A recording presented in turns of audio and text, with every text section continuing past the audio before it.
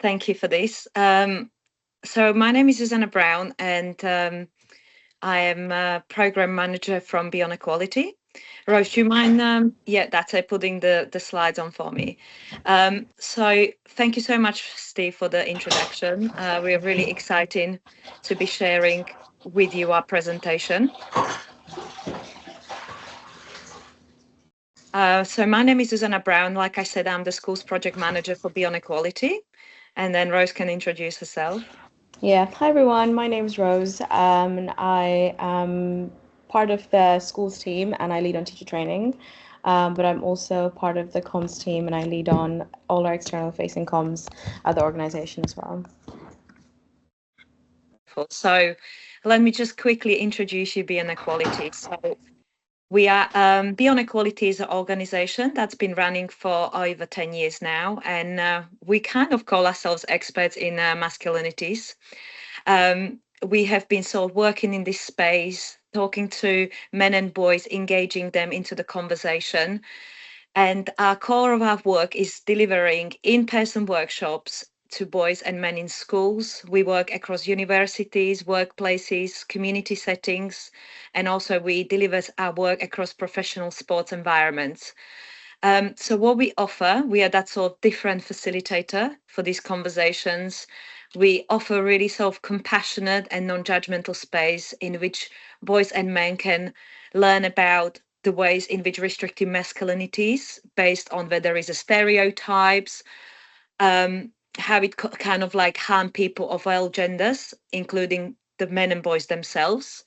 Um, in the space in our workshops we kind of open up the conversation, and we talk about the problematic attitudes and behaviors within any shame, so we really give the boys and men the space to talk about these issues, and also we kind of giving them tools and space, and kind of through that role modeling about imagine the space and how they could express their masculinities in a way that it contributes to them, it contributes to building that sort of safer, more inclusive communities and healthy relationships for themselves. Um so and and I think really importantly is like, how do we actually get this done?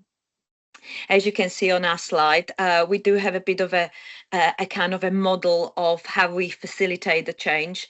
So our first thing is about engagement. That is really, really important. I mean, through our work in a Somerset, which I'm going to be talking about in a little while, it's about kind of how we hold the space for men and boys, how we do sort of encourage those conversations, and how we engage them in the first place. We offer that sort of compassionate and non-judgmental space, which the boys really, really appreciate. They feel they can open and express their emotions, how they feel. So from that space where we kind of engage them in this a safe space, we can sort of bring in a bit of education, through the interactive learning, allowing participants to discuss where they are, how they feel, what are the challenges for them. And then together we explore through different exercises, through, like I said, role modeling, through practicing, and sort of like a really detailed facilitated session. We explore this conversation together. We do give them a bit of space, and we try and equip them with some of those frameworks so they can analyze, they can be better in reflective reflect better for themselves, and then embed that change in their lives, make those positive changes. Rose, do you want to move on? Thank you.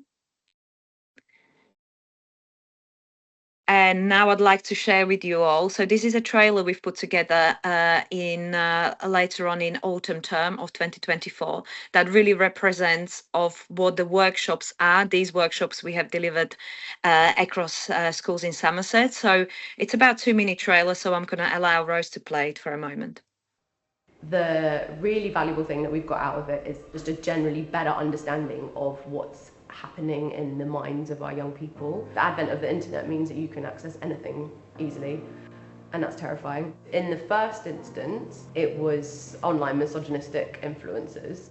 It was being talked about across the board in lessons, in the playground, and so I've seen the impact that having young men that don't understand their role in society can have on everyone, really. And I think when Beyond Equality came in, that really helped us understand that better, break it down more. So for me, there's a lot to be said for having external people to come in and have those conversations so that the boys feel a bit more relaxed, a bit more comfortable, they open up more with them, and then that means that we get way more information out than we might usually. It wasn't trying to get you to think the right way, it was helping you to analyse what you think and how to express that. I think I learn from them more than they learn from me, yeah. And I think that young people are very used to a pressure to be complete straight away. And what we need is to acknowledge that they're part of a process, they are a process, and that that's where they should be at this point. You can see the impact that it's had. They're calmer, they're more focused, they've got really insightful things to say. For some of the online content they were watching, they were actually starting to question, is that actually fact or fiction? Which is massive. That didn't happen a few years ago. You're able to discuss topics you don't usually get to discuss. It helped me be like myself more and less like a character I was putting on. Education is about raising the whole child. To be successful, you also have to be a well-rounded person. So it's particularly important that we make sure that the young people that I'm sending out into the world are the best possible version of young men that they can be.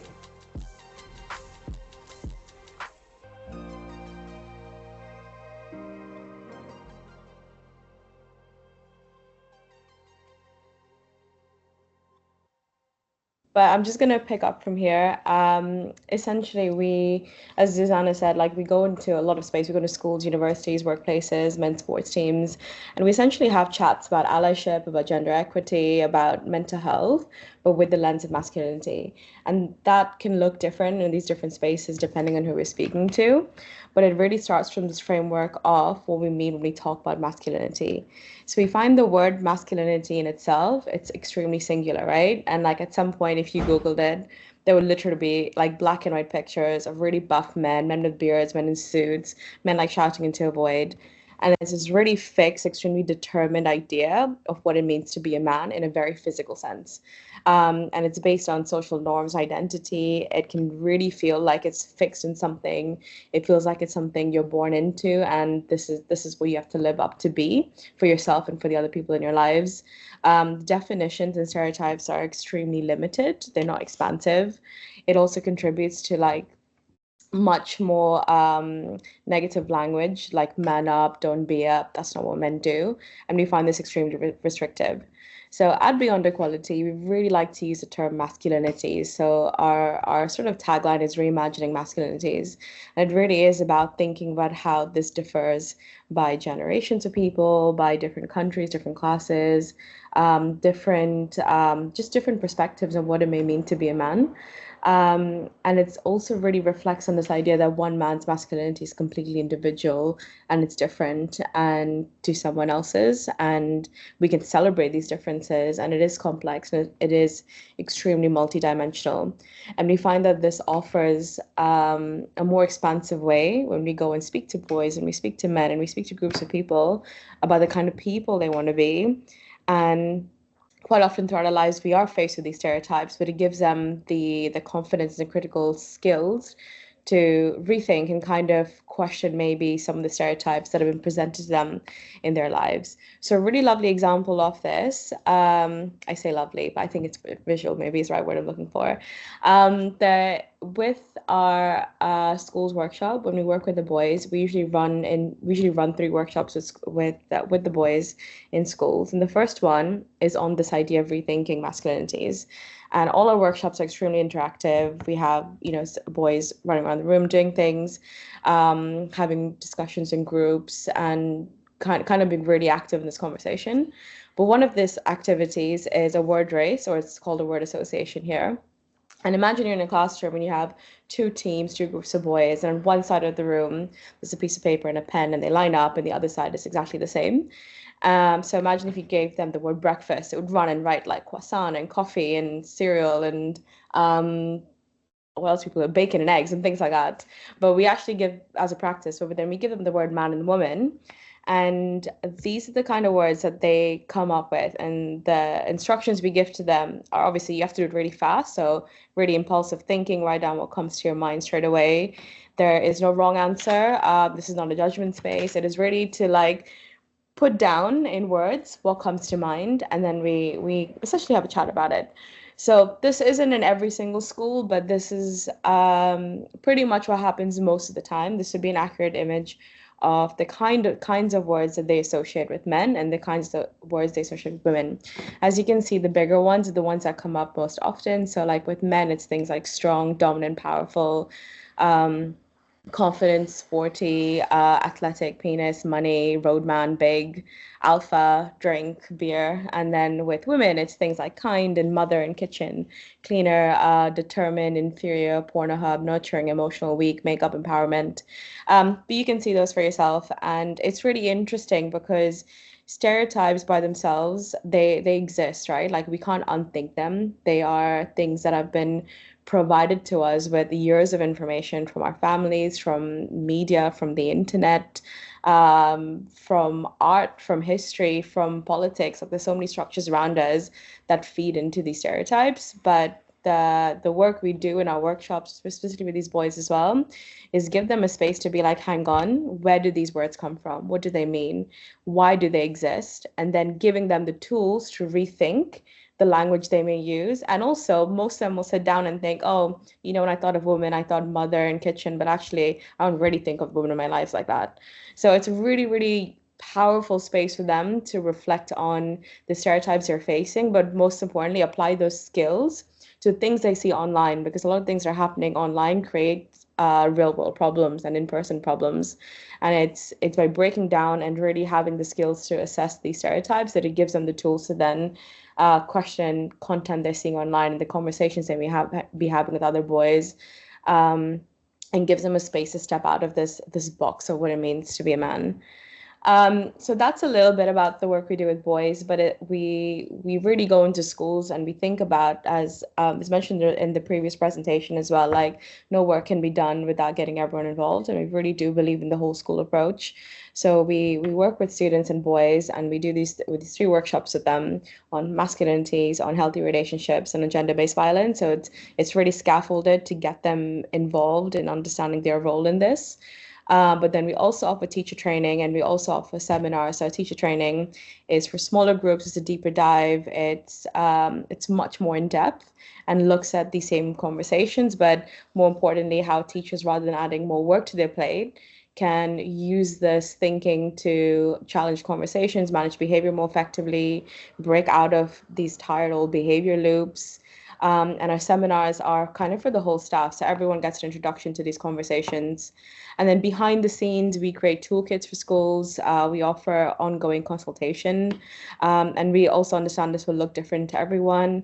We do a lot of monitoring and evaluations. We collect a lot of M&E data before and after our workshops. And depending on the feedback we get from the schools, we offer this back to them to give them insights and the tools to create the change that will work best for them in the time and resources they have as well. I'm now going to pass back to Zuzi to talk a little bit about how all of this is applicable in Somerset. Thanks, Rose. So yeah, I got really excited last academic year when we were approached about running a pilot for some schools, secondary schools in Somerset.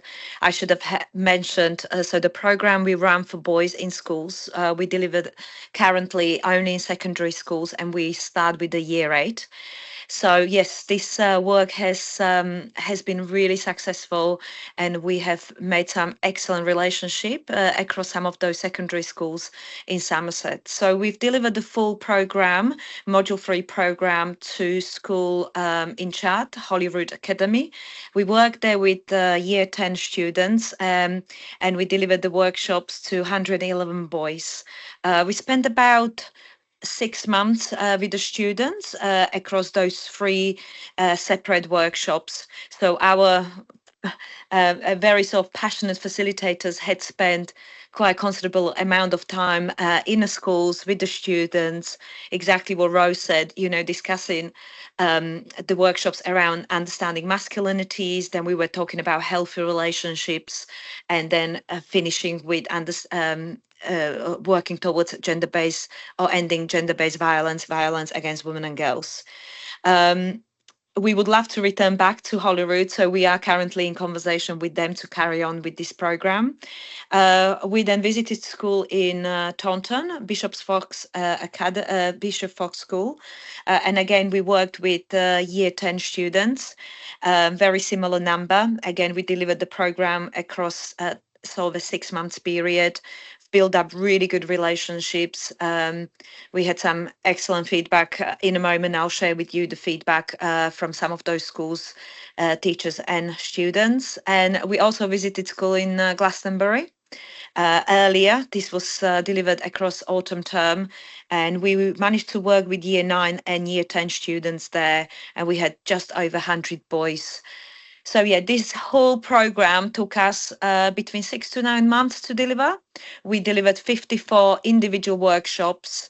So I should have said each of our workshops facilitates up to 20 boys. So we ran small, kind of a safe space. These workshops are kind of like really tailored to the conversations to the boys and what conversation they need to be having. And we meet the boys where they are at currently. And we work across the program with 345 boys across those 3 schools. Can we move? So just a bit of sort of summary here. Why does this work matter? So I think the number one here, we give those boys space to talk about their emotions. So that really does link to supporting their mental health and emotional well-being. Again, we've mentioned that throughout our presentation. This work with the boys doesn't just benefit them, but it actually benefits the broader school community. Their relationships get stronger. They're better at communicating, voicing their opinion, being better at reflecting on things. And also this work supports boys to make their own choices about who they want to be. I think that's a really key point for us.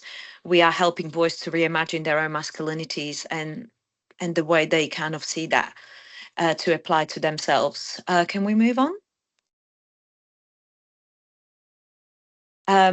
So just a few kind of pointers here about a bit of a context about Somerset when we've done our research. Obviously, this is not exclusive to Somerset. We have done similar work elsewhere. Sadly, the men in Somerset have slightly lower life expectancy. It's about 79 years on an average in comparison to women. We've got the difference is in an unemployment. So men are more likely to experience unemployment to women. And you can see the suicide rates between the 2005, 2019, men accounted for 70% of deaths by suicide in the area. As you can see, the suicide rate for men in Somerset was significantly higher than the equivalent rates in England. And can we move on? What the boys tell us in our workshops. So these are some of the things that come up and show up whilst we're having the conversation.